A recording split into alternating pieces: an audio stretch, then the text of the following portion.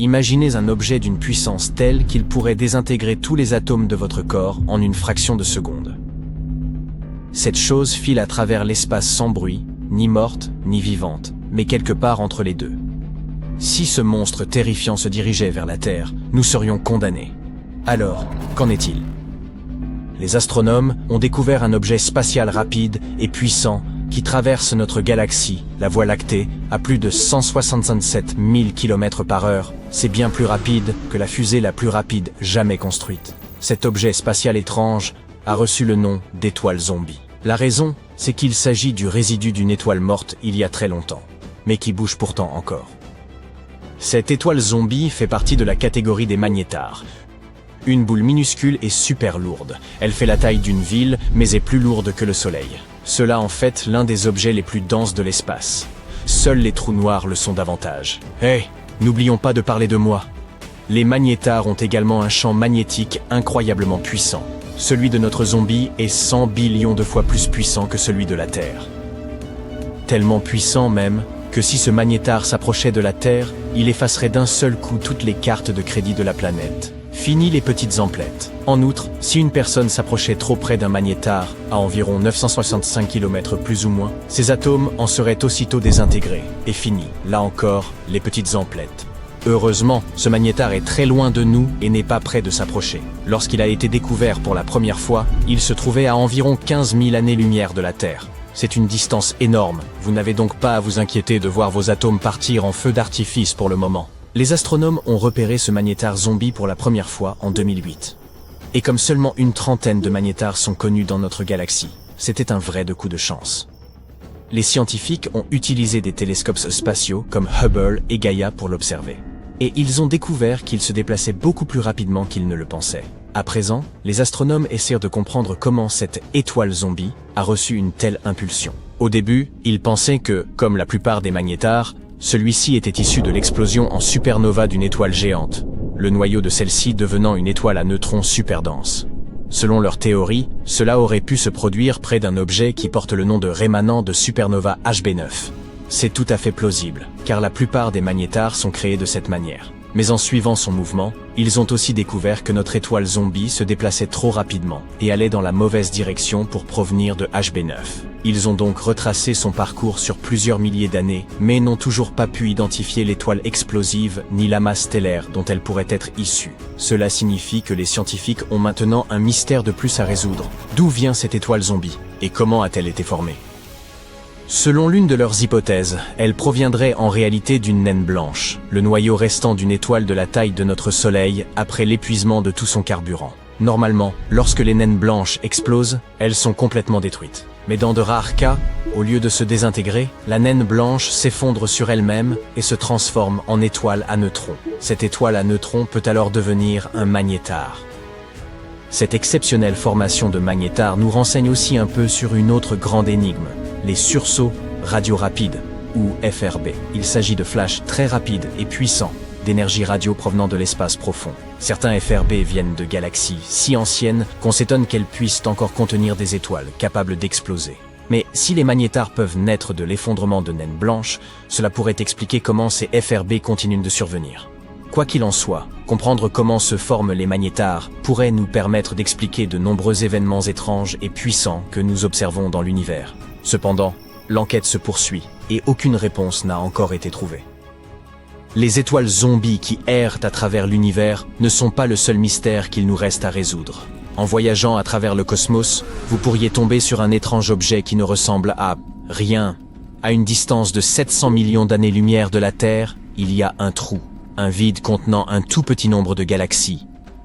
Cette région est à peu près sphérique et fait environ 330 millions d'années-lumière de diamètre. Elle pourrait contenir notre galaxie, la Voie lactée. Des milliers et des milliers de fois, c'est le mystérieux vide du Bouvier, ou grand vide. Vous voyez, les galaxies sont comme des toiles géantes. La plupart d'entre elles font partie de longues structures appelées filaments. Ceux-ci se déploient à travers le cosmos, et lorsqu'ils se rencontrent, ils forment des régions à forte concentration de galaxies. Ces régions sont ce que nous connaissons sous le nom d'amas de galaxies. Mais entre ces amas et ces filaments, il y a d'énormes vides dans lesquels ne se trouvent que très peu de galaxies. Ces vides constituent presque 80% de l'univers observable. Et la plupart d'entre eux sont immenses, de 30 à 300 millions d'années-lumière de large. Le vide du Bouvier est l'un des plus massifs. Il a même remporté le titre de supervide. Les astronomes pensent qu'il pourrait être le résultat de la fusion de plusieurs vides plus petits. Mais qu'est-ce qui a bien pu causer l'apparition de ces gigantesques zones vides? Nous pourrions trouver une explication dans l'origine de l'univers. Dans ces premiers jours, je n'étais pas encore né, moi. Toute la matière de l'univers était rassemblée de manière assez compacte. Les astronomes pensent même que nous avions là une espèce de soupe uniforme. Mais bientôt, des fluctuations quantiques aléatoires ont commencé à distribuer toute cette matière. Certaines zones sont devenues plus denses et leur attraction gravitationnelle est devenue plus forte. Elles ont commencé à voler de la matière aux régions moins denses. Résultat, elles sont devenues encore plus denses et elles ont attiré de plus en plus de matière. Parallèlement, de petits amas se sont mis à s'éloigner du centre, formant des galaxies. Si vous pouviez visiter l'amas stellaire qui porte le nom de Palomar 5, vous oublieriez à peu près tout des vides, des supervides, et même des étoiles zombies. Au lieu de cela, il vous faudrait vous concentrer sur votre survie, car la région cache, en son sein, un essaim de plus de 100 trous noirs. Et ces trous noirs ne sont pas simplement là à ne rien faire. Ils travaillent, façonnant l'amas en permanence. Palomar 5 est un groupe d'étoiles situé à environ 80 000 années-lumière de la Terre. Normalement, des amas comme celui-ci sont plutôt denses, avec des étoiles toutes serrées les unes contre les autres. Mais Palomar 5 est différent. Il est étendu et possède une énorme queue d'étoiles qui s'étire sur 30 000 années-lumière. Cette magnifique queue porte le nom de courant stellaire. C'est comme si les étoiles ruisselaient de l'amas, créant une longue rivière de lumière. Les courants stellaires comme celui-ci sont rares et difficiles à étudier. Les amas globulaires comme celui-ci sont extrêmement vieux. Certains sont presque aussi anciens que l'univers lui-même. Mais Palomar 5 se distingue également par le fait qu'il est le seul amas à posséder encore un courant stellaire, du moins à notre connaissance. Et ce sont les trous noirs présents au sein de l'amas qui pourraient être responsables de cela. Ils exercent en effet une attraction sur les étoiles, perturbant leurs orbites et les projetant vers l'extérieur, ou devrais-je dire les propulsant, je ne sais pas.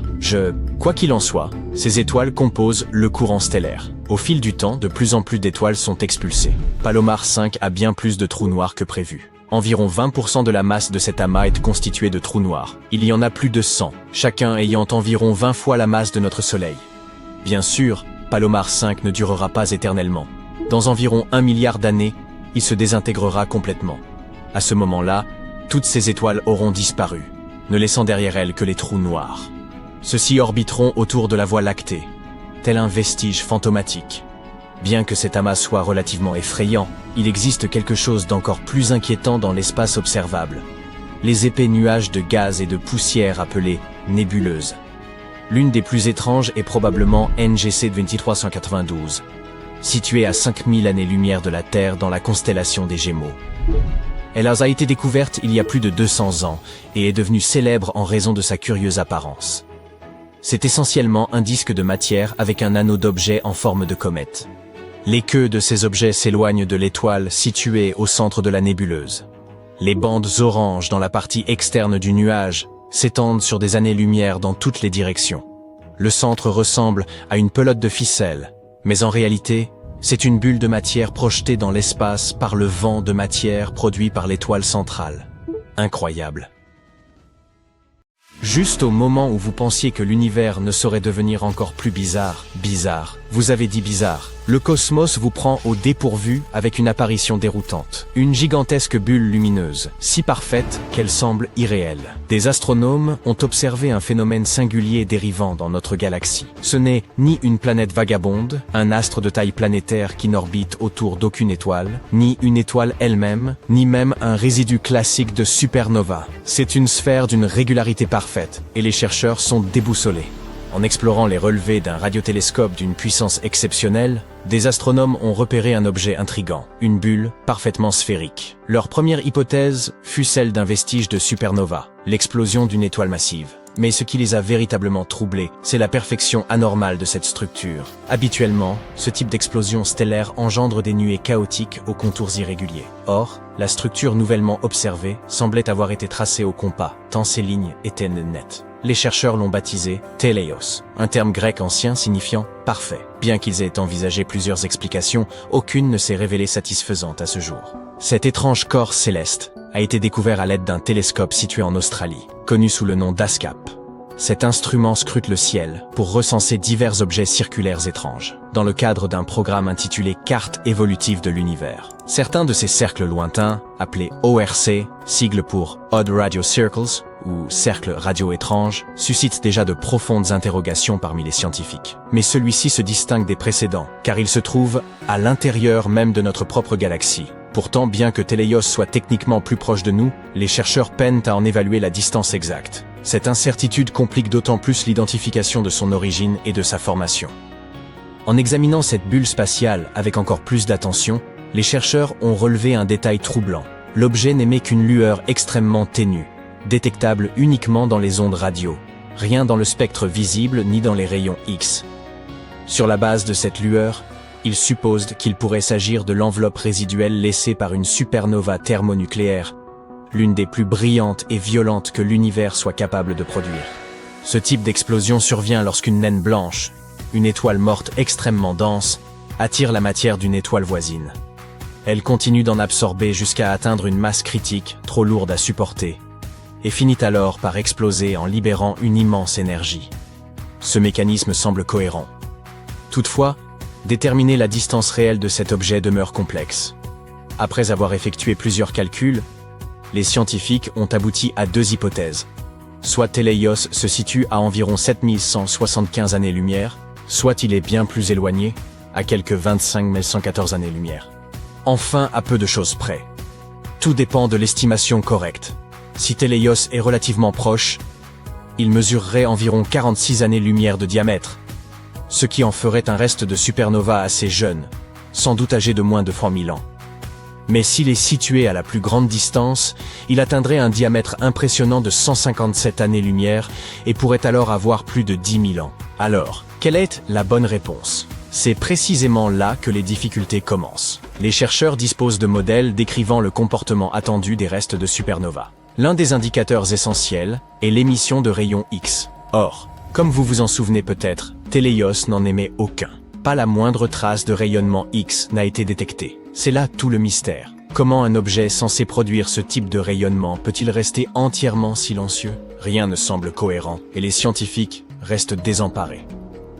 Une autre piste étudiée par les scientifiques est que Téléos ne serait pas du tout un reste ordinaire de supernova. Il pourrait plutôt provenir d'un type d'explosion plus rare, appelé supernova de type IAX, et celle-ci défie vraiment toutes les attentes. Dans une supernova thermonucléaire classique, l'étoile naine blanche est pulvérisée. Mais dans le cas d'une supernova IAX, elle n'est pas complètement détruite. Elle survit partiellement, devenant une étoile zombie, blessée mais toujours présente. Ce scénario expliquerait en réalité bien des aspects de l'apparence et de la lueur de Téléos. Cependant, dans cette hypothèse, l'objet devrait être bien plus proche de nous, à environ 3262 années-lumière. Il serait alors aussi beaucoup plus petit, ne mesurant qu'environ 11 années-lumière de diamètre. Ce qui rend cette idée particulièrement intrigante, c'est qu'une étoile bien réelle, située à cette distance, pourrait être la fameuse étoile zombie. Mace, et c'est un mais de taille, les autres mesures de distance contredisent toute cette possibilité. Cette hypothèse semble donc être une impasse. Autre étrangeté, la forme presque parfaitement sphérique de Téléos. Cela n'a rien d'habituel. Les explosions de supernova sont généralement désordonnées et asymétriques. L'onde de choc traverse des nuages de gaz ou de poussière, et certaines parties se propagent plus vite que d'autres. À la longue, la structure qui en résulte devient irrégulière, voire déformée ou fragmentée. Mais ici, l'objet semble parfaitement sphérique, tel un ballon. Un tel cas est rarissime. La seule explication plausible serait qu'il ait explosé dans une région exceptionnellement vide du cosmos, lui permettant de s'étendre uniformément dans toutes les directions. Ce n'est pas impossible, simplement très improbable. Dès lors, compte tenu de sa forme singulière, peut-on envisager que Téléos soit un objet artificiel? Pourrait-il s'agir d'une sphère de Dyson? Ce concept théorique décrit une mégastructure entourant une étoile afin de capter l'intégralité de son énergie. À l'origine, cette idée servait à imaginer une méthode pour détecter une civilisation extraterrestre, en repérant leur consommation énergétique, plutôt qu'en attendant une communication directe. Voyez-vous, ici sur Terre, nous ne recevons qu'une très petite partie de l'énergie solaire.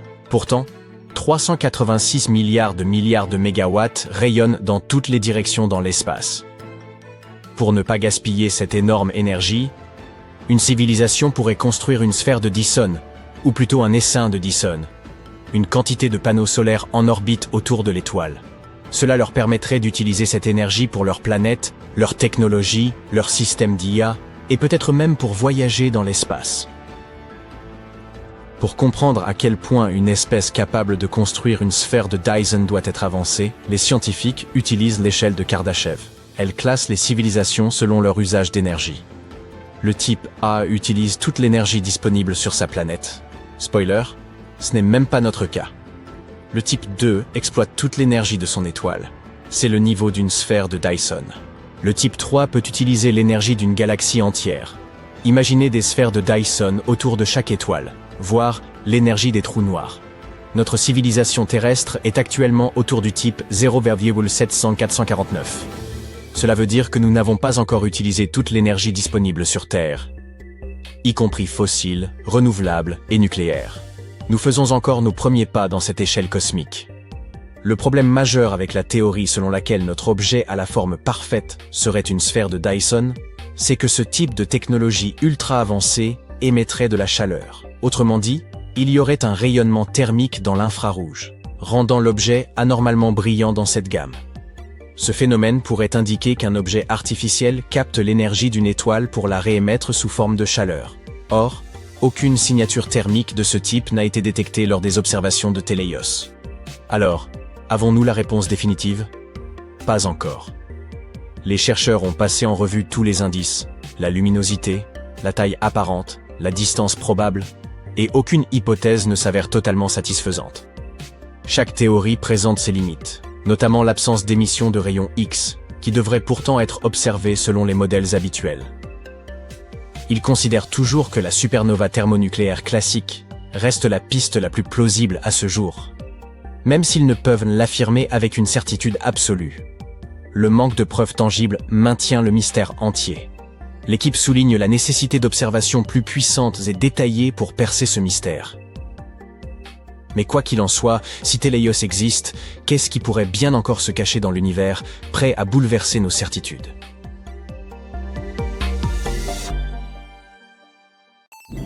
Dans une galaxie lointaine, très lointaine, nous avons découvert l'objet le plus lumineux jamais observé. ASA ASN 15LH. Les astronomes étaient perplexes et se demandaient quel genre de monstre pouvait produire une quantité d'énergie aussi stupéfiante. Mais au moment où ils pensaient avoir résolu cette énigme cosmique, l'objet a disparu dans les profondeurs de l'espace, ne laissant derrière lui qu'un vague souvenir et quelques astronomes déconcertés.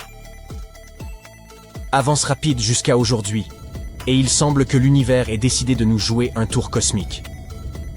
Oui, mesdames et messieurs, ASA SSN 15LH est de retour, et cette fois, il est encore plus lumineux que jamais. Alors, jetons un coup d'œil à cet objet spatial brillant de mille feux. Cet événement a été détecté pour la première fois le 14 juin 2015, dans la constellation de l'Indien. Il se situait dans une galaxie faible, prouvant que les choses les plus brillantes proviennent parfois des endroits les plus inattendus. C'est comme trouver un diamant dans un tas de pierres, ou une pépite de chocolat dans une fournée de cookies aux raisins secs, sans vouloir offenser les amateurs de cookies aux raisins secs. ASA SSN 15LH était si lumineux que s'il avait été dans notre propre galaxie, il aurait brillé davantage que la pleine lune.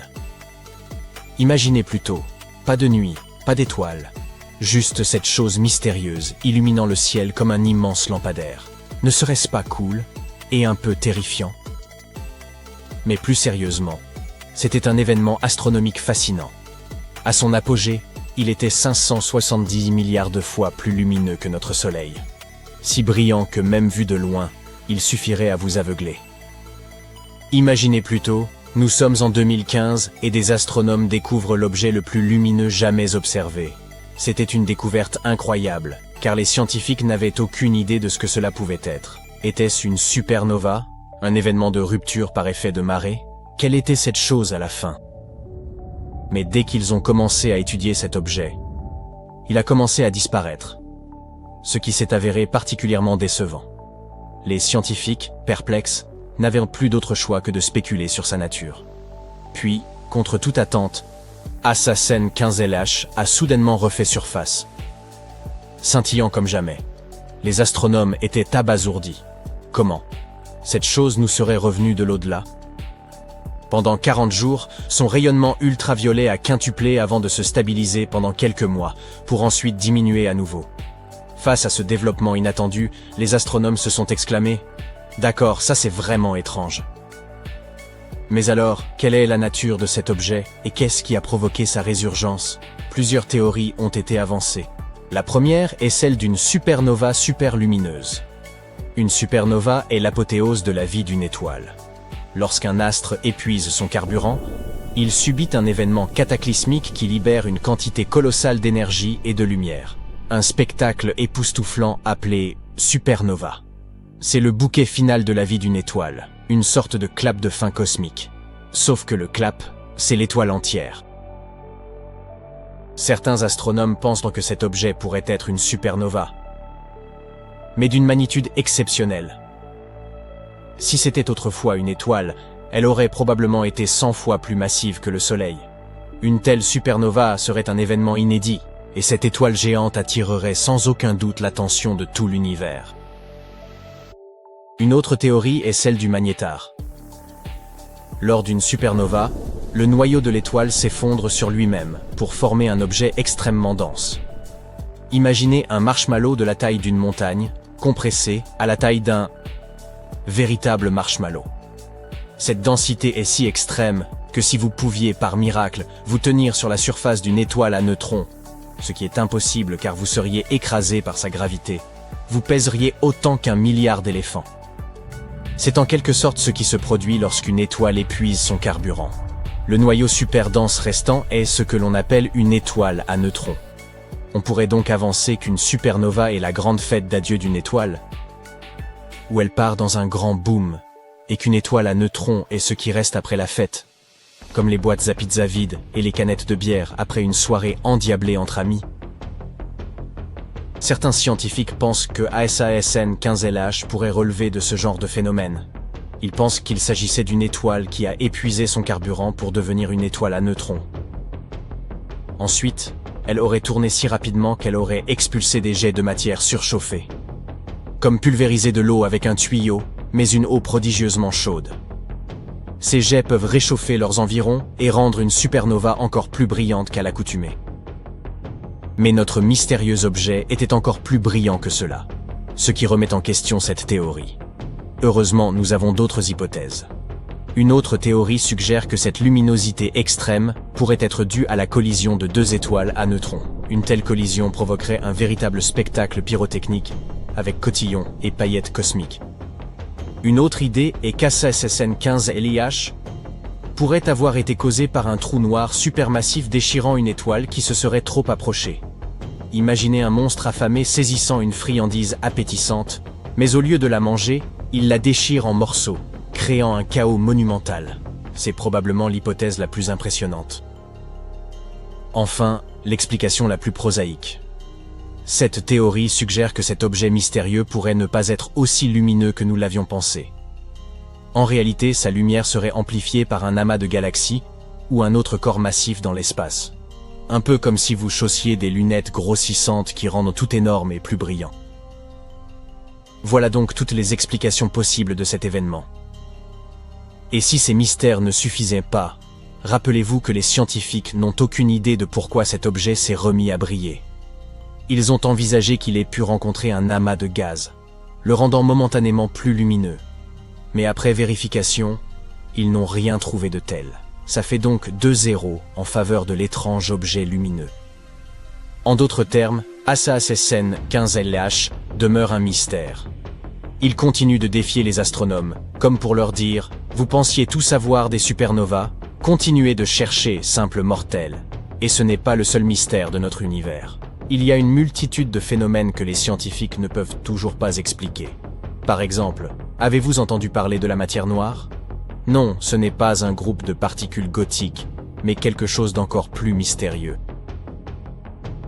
La matière noire constitue environ 27% de l'univers.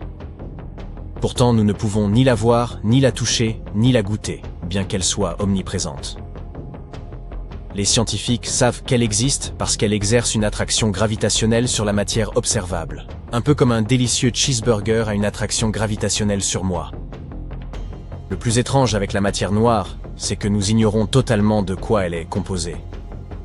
C'est une boîte à mystère dont nous ne pouvons même pas voir les contours. Et ce mystère tient les scientifiques éveillés la nuit. Une autre énigme obscure est celle de l'énergie noire, insaisissable et énigmatique. Elle représente environ 68% de l'univers, mais sa nature nous échappe encore. Ces deux éléments sont qualifiés de noirs parce qu'ils n'interagissent pas avec la lumière ou toute autre forme de rayonnement électromagnétique. En d'autres termes, bien que nous sachions qu'ils existent, nous ne pouvons pas les observer directement. Imaginez un peu, nous ne pouvons percevoir qu'environ 5% de l'univers. Qui sait ce qui se cache encore dans l'ombre? Un jour, les scientifiques ont remarqué que l'univers s'étendait de plus en plus rapidement au fil du temps. Mais cela semblait impossible, non? Après le Big Bang, l'expansion de l'univers aurait dû ralentir progressivement, comme tout phénomène naturel. Et pourtant, ce n'était pas le cas. Quelque chose devait donc le propulser, n'est-ce pas? C'est ainsi que les scientifiques ont introduit le concept de énergie noire, une force mystérieuse censée accélérer l'expansion de l'univers. Mais quelle en est l'origine? Les chercheurs l'ignorent toujours. Et tant que nous n'aurons pas élucidé ces mystères, ils resteront parmi les plus grands de notre univers. Ainsi, cet objet mystérieusement lumineux n'est même pas l'un des plus grands mystères. Nous avons encore une multitude de choses à comprendre, et qui sait quels autres secrets l'univers nous réserve? Espérons qu'un jour, nous en saurons davantage sur notre monde et que nous pourrons enfin répondre à ces questions fascinantes. Cela s'est passé il y a très, très longtemps et très loin de notre planète, tout au bout de l'univers. Une puissante explosion de rayons gamma n'a duré qu'une demi-seconde, mais elle a libéré une énorme quantité d'énergie, davantage que ce que notre Soleil produirait en 10 milliards d'années. Ce bref éclair a illuminé tout le ciel. Par la suite, une lueur beaucoup plus douce et plus durable l'a remplacée. En observant cette lumière déclinante depuis la Terre, les astronomes ont remarqué un étrange signal infrarouge. Il était invisible pour l'œil humain, mais pouvait être perçu comme de la chaleur. Après avoir examiné le phénomène à l'aide de rayons X, d'ondes radio, optiques et infrarouges, l'équipe d'astrophysiciens a tiré une conclusion choquante. Il semblait qu'on ait enfin assisté à la naissance d'un magnétar, pour la toute première fois. Ce magnétar s'est probablement formé après que deux étoiles à neutrons ont fusionné. Cela a donné naissance à une kilonova, l'une des plus brillantes et des plus grandes explosions stellaires qui soient. Sa lumière a fini par atteindre notre planète le 22 mai 2020. Mais nous allons trop vite. Si on commençait par découvrir ce que sont toutes ces novas, ces magnétars et ces étoiles à neutrons. Imagine une étoile massive, au moins 5 fois la masse de notre Soleil, arrivant à la fin de sa vie. Peut-être parce qu'elle n'a plus de combustible nucléaire. Si cela se produit, l'étoile commence à se refroidir. La pression interne diminue et la gravité commence à se comprimer vers l'intérieur. Et alors, plus d'1 million de fois la masse de notre planète s'effondre en 15 secondes. Cela se passe si vite qu'une énorme onde de choc fait exploser la partie extérieure de l'étoile. Elle produit un éclat de lumière aveuglant. Ce puissant souffle est appelé une supernova. Ce qui reste est un noyau incroyablement dense avec un énorme nuage de gaz chaud appelé nébuleuse qui s'étend autour de lui. Si l'étoile a été suffisamment massive, plus de 10 fois la taille du Soleil, elle risque de se transformer en trou noir. Au fait, lorsqu'une étoile de taille similaire à notre Soleil épuise son carburant, elle se transforme en naine blanche. Elle expulse la majeure partie de sa matière extérieure et seul le noyau chaud de l'étoile reste intact. Un tel noyau est généralement chauffé jusqu'à 100 000 degrés Celsius. Une naine blanche est juste un peu plus grande que notre planète, mais sa masse fait la moitié de notre Soleil. En d'autres termes, ces étoiles font partie des objets les plus denses de l'univers. Une naine blanche peut être 200 000 fois plus dense que la Terre. Il faut généralement plus d'1 milliard d'années à une naine blanche pour se refroidir. Dans certaines conditions, une telle étoile peut entrer en éruption, et cet événement s'appelle une nova. Elle est beaucoup moins brillante qu'une supernova ou même qu'une kilonova, qui se produit lorsque deux étoiles à neutrons ou une étoile à neutrons et un trou noir fusionnent l'un avec l'autre. Bref, retournons à notre supernova.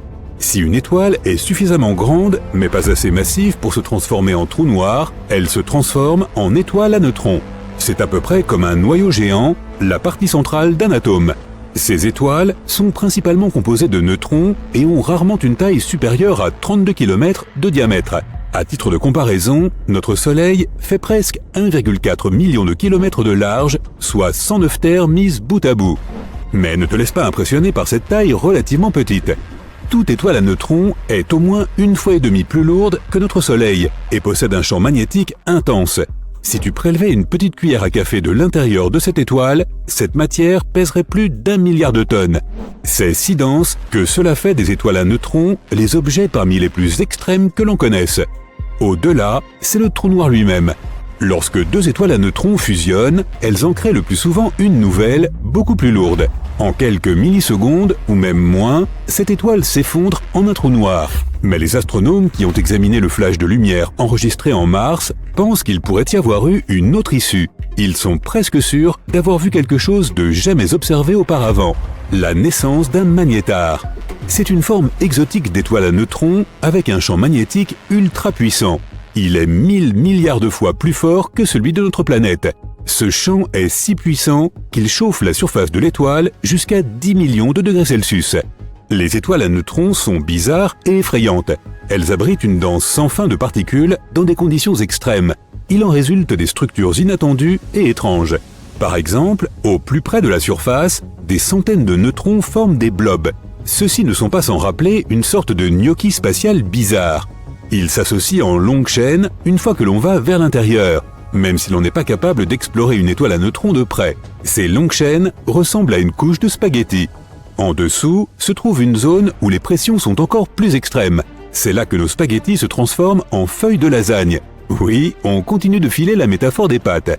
Enfin, sous toutes ces couches, même la lasagne perd son aspect et devient une masse informe. Mais même dans cette masse, il y a des vides en forme de tube. Tiens, on dirait des cannelloni. Encore une chose sur les étoiles à neutrons. Elles tournent sans arrêt, et cette rotation est rapide, plusieurs centaines de rotations par seconde. L'étoile à neutrons qui tourne le plus vite fait plus de 700 tours par seconde, soit 42 000 tours par minute. Les étoiles à neutrons ont également des champs magnétiques incroyablement puissants. C'est pourquoi, s'il y avait de la vie sur une étoile à neutrons, elle serait bidimensionnelle. La gravité de l'étoile est si puissante qu'elle aplatirait littéralement tout ce qui se trouve à sa surface. Et si une telle étoile avait une atmosphère, elle ne s'étendrait pas à plus d'1 mètre au-dessus de la surface. Mais si les étoiles à neutrons sont bizarres et effrayantes, les magnétars le sont tout autant, peut-être même davantage. Grâce à leur incroyable attraction magnétique, ces étoiles gagneraient haut la main le concours du champ magnétique le plus fort. Pour faire simple, les magnétars sont les aimants les plus puissants de l'univers. Leur champ magnétique peut sérieusement perturber le voisinage. Les atomes assez malchanceux pour s'approcher d'une telle étoile s'étirent en lignes fines comme des crayons. Si tu te trouvais d'une manière ou d'une autre à plusieurs centaines de kilomètres d'un magnétar, cela se terminerait mal pour toi. Le champ magnétique perturberait d'abord ta bioélectricité. Cela signifie que ton influx nerveux ne fonctionnerait plus. Mais ce n'est pas tout. Même tes molécules seraient transformées sous l'influence du champ de l'étoile. À la fin, tu serais désintégré d'une façon ou d'une autre. Si un magnétar passait à moins de 160 000 km de notre planète, il effacerait les données de toutes les cartes de crédit du monde. Les astronomes ont déjà vu des magnétars, mais ils n'en ont jamais vu naître un. Après que la lumière ait été détectée, les scientifiques ont compris que quelque chose ne collait pas. Ils ont comparé différentes sortes d'observations. Il s'est avéré que la lumière repérée par le télescope spatial Hubble était 10 fois plus brillante que prévu. Cette information a conduit les scientifiques à réfléchir différemment. Ils se sont rendus compte qu'un phénomène entièrement nouveau était en train de se produire. L'équipe avait émis plusieurs hypothèses qui pouvaient expliquer l'étrange luminosité, mais la plus probable était aussi la plus excentrique. Avant, les scientifiques pensaient que les magnétars n'apparaissaient qu'après l'explosion d'étoiles massives et qu'elles laissaient derrière elles des étoiles à neutrons supermagnétisées. Mais maintenant, ils supposent qu'un petit nombre de magnétars peuvent en fait apparaître de manière plus paisible, après la fusion de 2 étoiles à neutrons. Les scientifiques ne connaissent pas plus de 10 magnétars dans notre galaxie, la Voie lactée, et ils ne savent pas avec certitude ce qui rend ces étoiles si terriblement magnétiques. Quoi qu'il en soit, les magnétars ne semblent pas durer longtemps. Après environ 10 000 ans, ils reviennent à un état d'étoiles à neutrons plus familier. Ils sont toujours extrêmement magnétiques, super denses, mais pas si extrêmes. Le magnétar connu le plus proche se trouve à 9000 années-lumière de la Terre, dans la constellation de Carina. Les astronomes pensent que l'étoile originale avait une masse de 30 à 40 fois celle du Soleil, ce qui est vraiment énorme.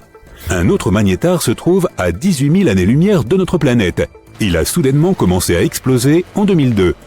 Environ 80 explosions ont été enregistrées dans une fenêtre de 4 heures. Après cela, le magnétar n'a plus jamais été actif.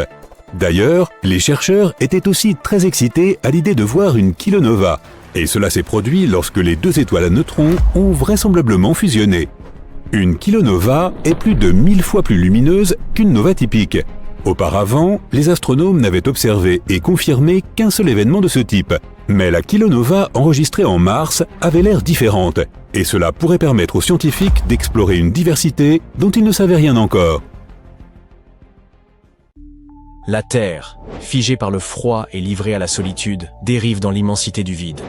Jupiter, seul vestige d'un système détruit, continue de graviter autour du Soleil. Ce n'est pas le scénario d'un film catastrophe, mais l'hypothèse sérieuse d'une simulation récente. Cette fois, la menace ne provient ni d'un Soleil agonisant, ni d'un gigantesque astéroïde frappant les planètes à la manière d'une boule de bowling. Elle s'insinue, discrète, et peut-être déjà à l'œuvre. Une étude récente s'est penchée sur les effets qu'un passage stellaire rapproché pourrait engendrer. Une telle rencontre risquerait de projeter les planètes dans l'espace, de bouleverser leur trajectoire ou d'altérer leur climat. Mais que sont exactement ces étoiles errantes? Et ce scénario est-il réellement envisageable? Ces astres de passage sont des étoiles ordinaires, telles que notre Soleil, en mouvement constant dans la Voie lactée. L'espace étant en perpétuel mouvement, il arrive qu'elles croisent d'autres systèmes. En général, cela reste sans conséquence. Toutefois, si l'une d'elles venait à s'approcher de trop près, son influence gravitationnelle pourrait perturber les planètes les plus éloignées, comme Neptune, et engendrer une lente cascade de déséquilibre dans l'ensemble du système. Ces rapprochements, bien que rares, intéressent les chercheurs car leurs répercussions, à l'échelle de millions d'années, peuvent être majeures. Ils offrent des clés pour comprendre l'évolution des orbites planétaires et les bouleversements passés de notre propre planète. Une hypothèse avance qu'il y a 56 millions d'années, un passage stellaire aurait provoqué un bouleversement climatique majeur, faisant grimper la température terrestre de près de 8 degrés en quelques centaines de milliers d'années. Cette élévation aurait profondément remodelé la biosphère.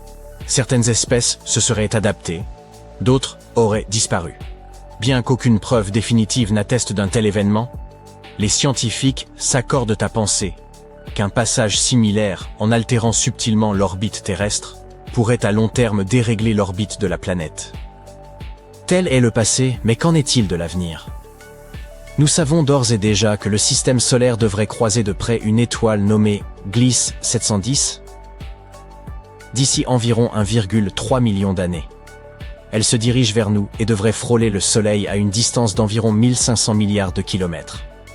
Elle ne s'approchera pas assez pour perturber les orbites planétaires, mais pourrait bien éjecter quelques comètes glacées depuis le nuage de Oort, tel un enfant distrait lançant une boule de neige sans visée. L'une d'elles pourrait atteindre sa cible, mais cela reste peu probable. Dans une étude récente, cependant, les chercheurs ont envisagé un scénario encore plus extrême. Que se passerait-il si une étoile passait bien plus près, à seulement 15 milliards de kilomètres du Soleil? Cela représente une distance 100 fois supérieure à celle qui nous sépare de notre astre. Pour nous, cela paraît incroyablement lointain, mais à l'échelle cosmique, c'est presque un contact rapproché. Ils ont donc effectué des milliers de simulations à long terme, s'étendant jusqu'à 5 milliards d'années dans l'avenir du système solaire. Les résultats montrent qu'il n'en faut guère plus. Une seule rencontre rapprochée suffirait à perturber les planètes les plus éloignées, comme Neptune, déclenchant une lente réaction en chaîne se propageant vers l'intérieur. Avec le temps, cette simple poussée gravitationnelle peut entraîner un chaos généralisé, un véritable effet papillon d'ampleur cosmique. La bonne nouvelle, c'est que même dans les pires configurations, 95%, les simulations aboutissent à un scénario stable, où les planètes conservent leur place. Mais dans les 5% restants, le chaos s'installe. Parmi les victimes les plus fréquentes figure Mercure. Dans près de la moitié de ces scénarios instables, cette petite planète se retrouve engagée sur une trajectoire funeste, la conduisant droit dans le Soleil. Plus petite que toutes les autres et située au plus près de notre étoile, Mercure est particulièrement vulnérable aux perturbations gravitationnelles, qu'elles proviennent des géantes gazeuses ou d'une onde de déstabilisation causée par le proche passage d'une étoile. Lorsque Mercure s'enfonce en spirale vers le Soleil, on pourrait penser que l'ensemble du système s'effondre. Pourtant, il arrive que les autres planètes résistent au déséquilibre et parviennent à retrouver une forme de stabilité, comme un orchestre poursuivant son concert malgré la chute d'un violoniste. Étrangement, l'orbite de Mercure est déjà la plus instable du système solaire, à la fois très allongée et fortement inclinée, et certaines recherches envisagent déjà sa disparition dans le Soleil, comme une inéluctable issue à long terme. Vénus semble bénéficier d'un sursis légèrement plus favorable dans ces scénarios chaotiques. Elle est moins fréquemment expulsée ou engloutie par le Soleil que Mercure, mais reste loin d'être à l'abri. Le plus souvent, le désordre survient lorsque Mercure devient instable, perturbant l'orbite de Vénus et la déviant peu à peu vers une trajectoire de collision avec la Terre ou Mars. Même en l'absence d'interférence des étoiles de champ, certaines simulations à long terme révèlent une infime, mais réelle, possibilité que Vénus entre un jour en collision avec la Terre sous l'effet indirect de l'influence de Jupiter sur Mercure. Une telle rencontre entre Vénus et notre planète entraînerait leur destruction totale. Mars pourrait connaître un destin comparable. Selon les projections, dans environ 0,3% des cas, elle est soit précipitée hors du système solaire, soit propulsée contre une autre planète. Sa masse modeste et sa gravité relativement faible la rendent plus vulnérable aux perturbations.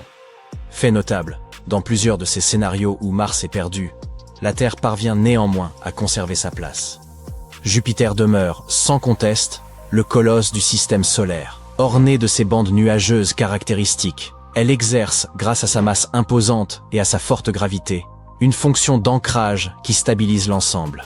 Parmi les 12 000 simulations effectuées, 392 aboutissent à un résultat extrême. Toutes les planètes sont éjectées, sauf une, Jupiter, seule survivante. Son influence régulatrice empêche souvent les planètes plus petites de dériver, et dans certains cas, elle contribue même à la réorganisation du système après une perturbation. Saturne, bien que moins imposante, apparaît comme l'alliée constante de Jupiter. Mais les projections révèlent que lorsqu'elle change soudainement d'orbite, elle peut engendrer des ondes gravitationnelles, appelées résonances séculaires, qui se propagent jusque dans le système solaire interne, altérant ainsi les trajectoires d'astres comme la Terre ou Mars.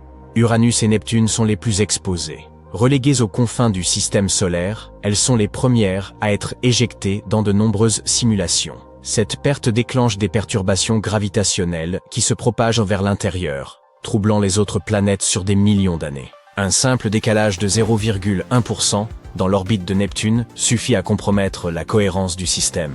L'équilibre des forces gravitationnelles serait altéré, contraignant Jupiter et Saturne à réajuster leur position, ce qui répercuterait l'instabilité jusque dans les régions internes, menaçant l'harmonie de l'ensemble. Cela nous conduit à une question cruciale. Qu'en est-il de notre propre planète? Dans la grande majorité des modèles simulés, la Terre demeure intacte. Toutefois, environ 0,2% des scénarios se concluent par une collision avec Vénus ou une chute dans le Soleil. Parmi les 12 000 simulations réalisées, seules 23 voient la Terre subsister seule en orbite. Mais ce résultat ne tient que si l'on nommait la Lune. En l'incluant, la prévisibilité du système s'effondre. Notre satellite pourrait s'écraser sur la Terre, être capturé par une étoile errante ou perturber lentement notre trajectoire au fil de millions d'années. Il convient de rappeler que ce tableau correspond à une hypothèse extrême. Les probabilités restent infimes, mais elles ne sont pas nulles. Cela étant posé, envisageons cette éventualité. Que se passerait-il si la Terre était projetée hors du système solaire? Notre planète deviendrait ce que les astrophysiciens nomment une planète errante, livrée à l'espace interstellaire une fois privée de l'ancrage solaire. Sa surface gèlerait vite, avec des températures plusieurs centaines de degrés en dessous de zéro. Mais contre toute attente, la vie ne serait pas totalement éradiquée. Le noyau terrestre conserverait sa chaleur pendant des milliards d'années, entretenu par la désintégration radioactive et la chaleur résiduelle de sa formation. Cette énergie suffirait à maintenir des zones souterraines tempérées, comme c'est sans doute le cas sur des lunes glacées telles qu'Europe ou Encelade. La vie pourrait subsister dans des cavernes profondes ou des océans enfouis. Ce ne serait plus un monde foisonnant. Mais il ne serait pas non plus tout à fait désert, du moins pendant un temps. Un globe froid, silencieux, isolé, vestige d'un monde jadis animé, et peut-être, quelque part dans l'immensité, une autre civilisation lèvera les yeux, distinguera une lueur bleutée dérivant dans le vide, et, intriguée, se mettra à simuler ce qui pourrait advenir si cette planète venait à frôler son propre soleil, disons à seulement 15 milliards de kilomètres, par exemple. Regardez ça! Des astronomes ont récemment découvert une étoile à neutrons, aussi appelée étoile morte, tournant à la vitesse extraordinaire de 716 tours par seconde. C'est l'une des étoiles les plus rapides que nous ayons jamais trouvées dans l'univers. Et il n'y a pas que sa vitesse. La surface de cette étoile à neutrons est en éruption constante, avec des explosions surpuissantes. Mais avant de nous plonger dans le mystère de cette étoile à neutrons, voyons ce que sont réellement ces objets. Ils se forment à partir des restes d'étoiles massives, dont la masse est au moins 8 fois celle du Soleil.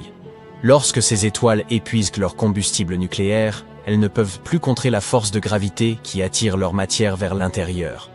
Cela entraîne l'effondrement de leur noyau et déclenche une gigantesque explosion de supernova qui fait voler en éclats les couches extérieures de l'étoile. Ce qui reste est un noyau ultra dense, une étoile à neutrons. Ces vestiges stellaires sont incroyablement petits, généralement d'une largeur de seulement 19 km. Et pourtant, leur masse est supérieure à celle du Soleil. La densité des étoiles à neutrons est également très impressionnante. Imaginez que vous preniez la masse de 2 soleils et que vous la compressiez en une sphère de la taille d'une ville.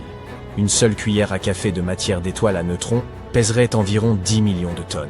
C'est l'équivalent du poids combiné de 85 000 baleines bleues. Cette densité extraordinaire est à l'origine des champs gravitationnels extrêmement puissants des étoiles à neutrons. Lorsque de la matière tombe sur une étoile à neutrons, elle accélère jusqu'à atteindre une vitesse de plusieurs millions de kilomètres par heure avant de percuter la surface. L'énergie libérée par de tels impacts est vraiment stupéfiante. Malgré son nom, une étoile à neutrons ne contient pas que des neutrons. Quelques protons y survivent également. Normalement, les protons se repoussent mutuellement du fait qu'ils présentent une même charge positive. Mais dans une étoile à neutrons, la gravité écrasante les rapproche tellement que la force nucléaire prend inexorablement le dessus. Elle les attire vers les neutrons comme s'ils faisaient tous partie de la même équipe. À l'intérieur de l'étoile, plus on descend, plus les choses deviennent étranges. Près de la surface, les neutrons s'agglutinent en amas, un peu comme des gnocchis de neutrons. Un peu plus bas, ces amas s'assemblent en longues chaînes, formant ce que les scientifiques appellent la couche spaghetti. Je commence à avoir faim. À des pressions encore plus élevées, les chaînes spaghetti fusionnent côte à côte, créant des feuilles plates, des lasagnes de neutrons. Continuez à descendre encore plus profondément et les lasagnes finissent par se décomposer en une masse uniforme. Mais même alors, la structure n'est pas lisse. Il y a des espaces, de longs vides en forme de tube qui ressemblent beaucoup aux pâtes pennes. Ainsi, à l'intérieur d'une étoile à neutrons, vous avez des couches de gnocchi, de spaghettis, de lasagnes et de pennes. Et chacune de ces couches illustre les résultats époustouflants de la physique sous une pression démentielle. Bon, je vais certainement manger italien aujourd'hui. Cette étoile à neutrons récemment découverte fait partie d'un système binaire situé dans un amas d'étoiles denses. Cet amas est situé près du centre de la Voie lactée, à environ 26 000 années-lumière de la Terre, en direction de la constellation du Sagittaire. La vitesse de rotation record de cette étoile est extraordinaire. Si l'on prend une période non pas d'une seconde, mais d'une minute, on obtient plus de 42 000 rotations. Cette nouvelle venue est à égalité avec une autre étoile à neutrons. Elles tournent toutes deux exactement à la même vitesse. Des vitesses de rotation aussi extrêmes sont rares, et font de ces étoiles des cas particuliers en termes de comportement et de propriétés. Mais ce n'est pas tout. Nous ne pouvons pas ne pas mentionner le partenaire binaire de notre étoile à neutrons. Il s'agit d'une naine blanche, le vestige dense d'une étoile similaire à notre Soleil en termes de taille. Cette naine blanche est également très rapide. Elle orbite autour de l'étoile à neutrons toutes les 11 minutes, Cela fait du couple un système binaire avec la période orbitale la plus courte jamais observée. Imaginez un objet stellaire tournant autour de son partenaire plus vite qu'il ne faut pour préparer une tasse de café. Oui, c'est le genre de vitesse dont nous parlons ici. Cette orbite serrée et rapide nous montre à quel point les forces gravitationnelles sont puissantes à l'intérieur du système. Vous vous demandez peut-être pourquoi les étoiles à neutrons tournent si vite. C'est une question de conservation du moment cinétique. Je m'explique. Lorsqu'une étoile massive s'effondre pour devenir une étoile à neutrons, elle rétrécit considérablement. Une compression aussi rapide accélère instantanément sa rotation. C'est comme un patineur qui tourne plus vite lorsqu'il rentre ses bras. Et plus l'étoile est petite, plus elle tourne vite, ce qui entraîne des vitesses de rotation extrêmes. Dans les systèmes binaires comme celui-ci, les étoiles à neutrons peuvent atteindre des vitesses de rotation encore plus élevées. Leur astuce consiste à voler de la matière à leurs étoiles compagnes. On appelle ce processus chapardage. Non, je plaisante. Ça s'appelle l'accrétion. La matière volée est porteuse d'un moment cinétique qui augmente la vitesse de rotation de l'étoile à neutrons. Cette matière peut également s'accumuler à la surface de l'étoile à neutrons, ce qui finit par déclencher de puissantes explosions thermonucléaires. Elle libère d'immenses quantités d'énergie, donnant temporairement à l'étoile une luminosité jusqu'à 100 000 fois supérieure à celle du Soleil. Cela permet aux astronomes d'étudier les détails complexes de ces environnements extrêmes. L'instrument à rayons X de la NASA à bord de la Station spatiale internationale, officiellement appelé Neutron Star Interior Composition Explorer, et heureusement surnommé NICER, a observé 15 explosions thermonucléaires à la surface de notre étoile à neutrons entre 2017 et 2021. L'une de ces explosions a révélé un motif unique appelé oscillations thermonucléaires, qui sont des taches de luminosité très asymétriques sur les couches superficielles brûlantes des étoiles à neutrons en accrétion.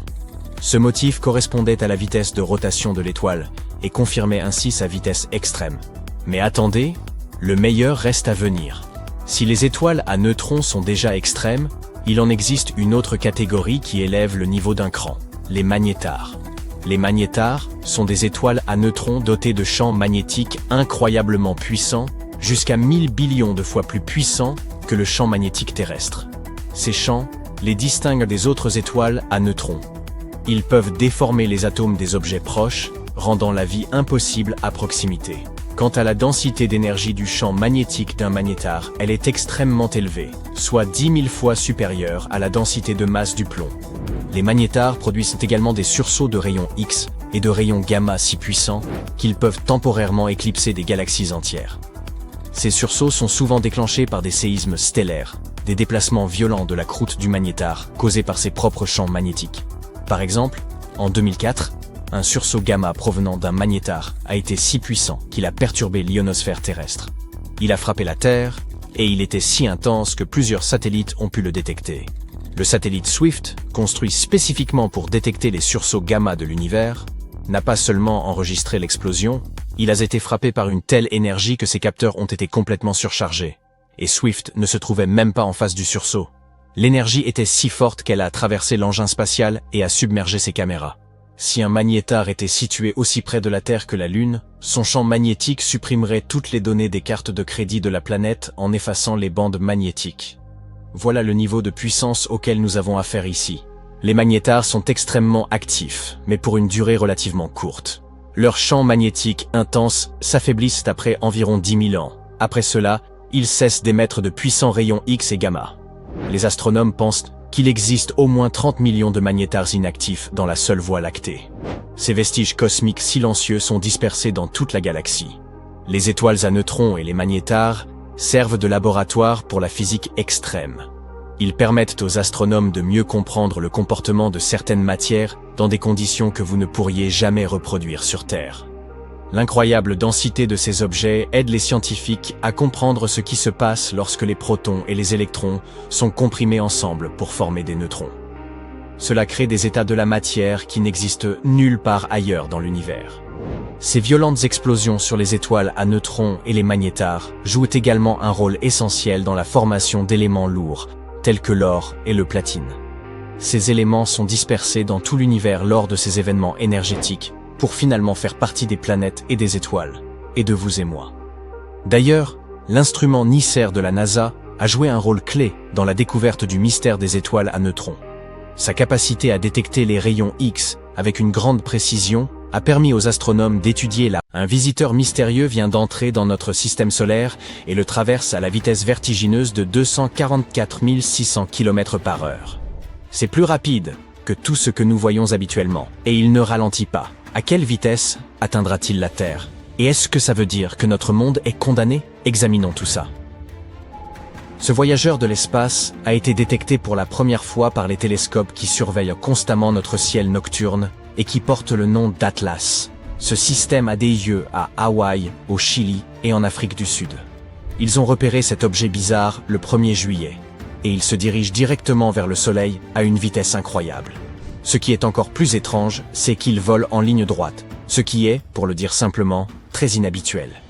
Au début, les scientifiques se sont dit « Tiens, cette chose ne vient pas d'ici ». C'est-à-dire qu'il s'agissait d'un objet interstellaire, un visiteur venant d'une région éloignée de notre système solaire, et qui passe suffisamment vite pour ne pas être capturé par l'attraction du Soleil. Et puis la NASA est intervenue et a donné un nom à cet objet, 3I Atlas. Il s'avère qu'il s'agit très probablement d'une comète, une grosse boule de neige sale qui parcourt l'espace. Impossible de la voir à l'œil nu ou avec un télescope ordinaire, mais heureusement, nous disposons de la diffusion en direct et gratuite des images d'un puissant télescope italien.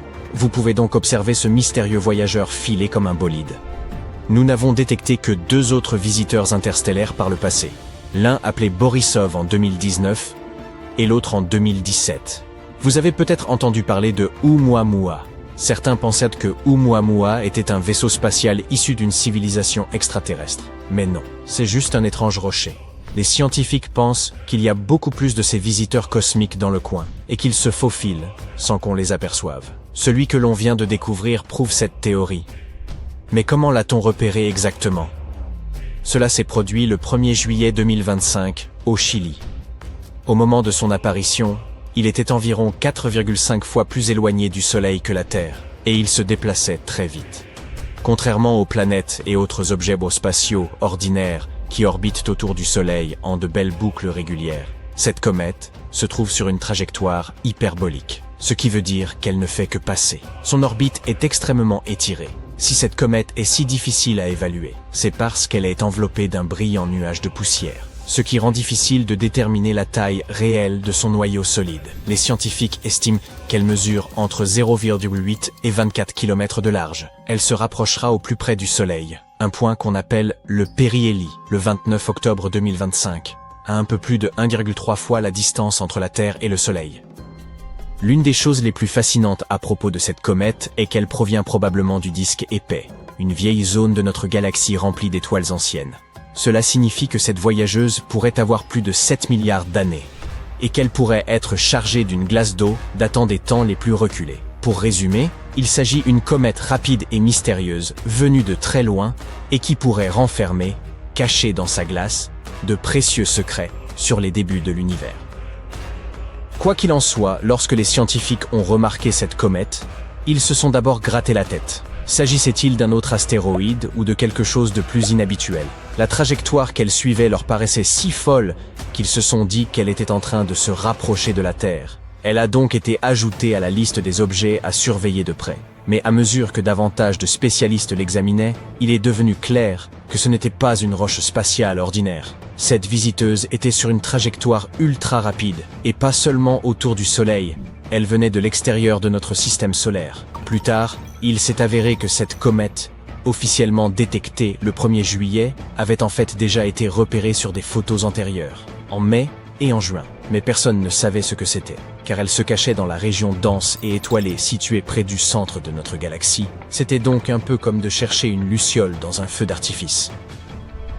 Au début, certains astronomes pensaient qu'il s'agissait peut-être simplement d'un astéroïde, parce que l'objet ne semblait pas posséder cette lueur floue habituelle, ni cette queue typique des comètes. Mais le 2 juillet, de puissants télescopes au Chili, en Arizona et à Hawaï ont enfin réussi à voir une faible queue, ainsi qu'un petit nuage de poussière, les signes classiques d'une comète. Et une fois confirmé cela, la comète a reçu son nom officiel, 3A Atlas. De nombreux télescopes ont participé à l'obtention d'une meilleure image. L'un d'eux a même repéré une queue longue de 24 144 km. C'est plus long que la distance de New York à Los Angeles. D'autres ont remarqué que la poussière autour de la comète avait une teinte rougeâtre, tout comme la dernière comète interstellaire enregistrée.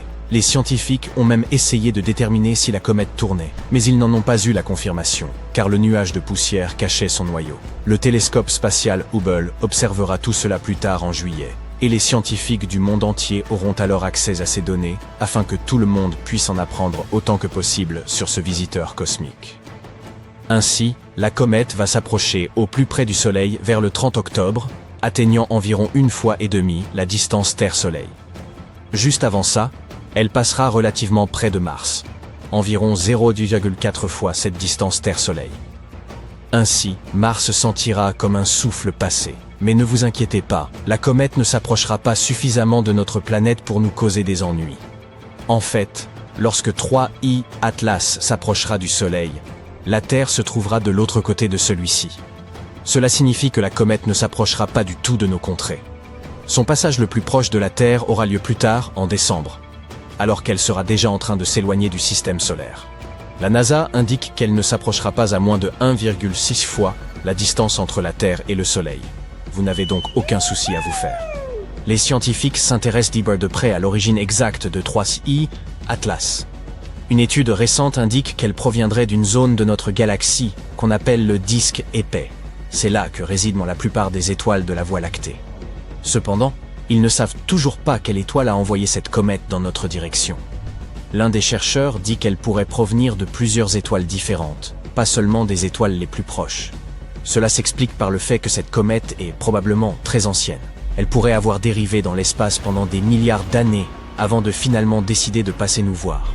Les scientifiques pensent qu'elle est entrée dans l'orbite de Neptune en 2023 et qu'elle passera à nouveau près de cette planète en repartant en 2028. En fonction de la manière dont on définit la limite du système solaire, il pourrait falloir des décennies pour que cette visiteuse quitte complètement notre voisinage. Maintenant, pourrait-il être possible que 3I Atlas soit un vaisseau spatial envoyé par une autre civilisation? La réponse est presque certainement non. En 2017, lorsque le premier visiteur interstellaire, Oumuamua, est apparu, certaines personnes se sont dit qu'il s'agissait d'une sonde spatiale déguisée. Cette idée avait pour origine des irrégularités, notamment dans la façon dont il se déplaçait. Quelque chose n'allait pas. Mais 3I Atlas se comporte comme une comète tout à fait normale, aucun mouvement étrange, aucune surprise jusqu'à présent. Pourtant, certains scientifiques sont curieux et veulent vérifier si 3I Atlas présente elle aussi des irrégularités, comme de petites impulsions qui ne seraient pas causées par la gravité. Vous vous demandez peut-être s'il nous serait possible de visiter cette comète. Eh bien, sachez que nous avons envoyé des sondes vers certains rochers spatiaux par le passé, comme lors de la mission Osiris-Rex de la NASA, qui a atterri sur un astéroïde appelé Bennu en 2020, afin de prélever des échantillons et de les rapporter sur Terre. C'était un événement majeur. Les gens ont envisagé de faire la même chose avec d'autres visiteurs interstellaires. Mais pour l'instant, visiter 3I Atlas n'est tout simplement pas possible. C'est une comète sauvage qui passe très rapidement, et nous n'avons pas de mission prête ou conçue pour la rattraper. Les astronomes se sont lancés dans une course pour en apprendre le plus possible sur ce visiteur rare avant qu'il ne disparaisse à nouveau. Ils ont jusqu'à la fin septembre pour l'étudier avant que l'éclat du soleil ne vienne le cacher. Mais ensuite, en décembre, quand il réapparaîtra, ils auront une autre chance de l'examiner. De grands télescopes comme l'observatoire Vera C. Rubin, le télescope optique le plus puissant au monde, sont prêts à prendre des photos. Il est même question d'utiliser le télescope spatial James Webb et peut-être même les rovers de la NASA sur Mars pour tenter de l'observer tandis qu'il se dirige.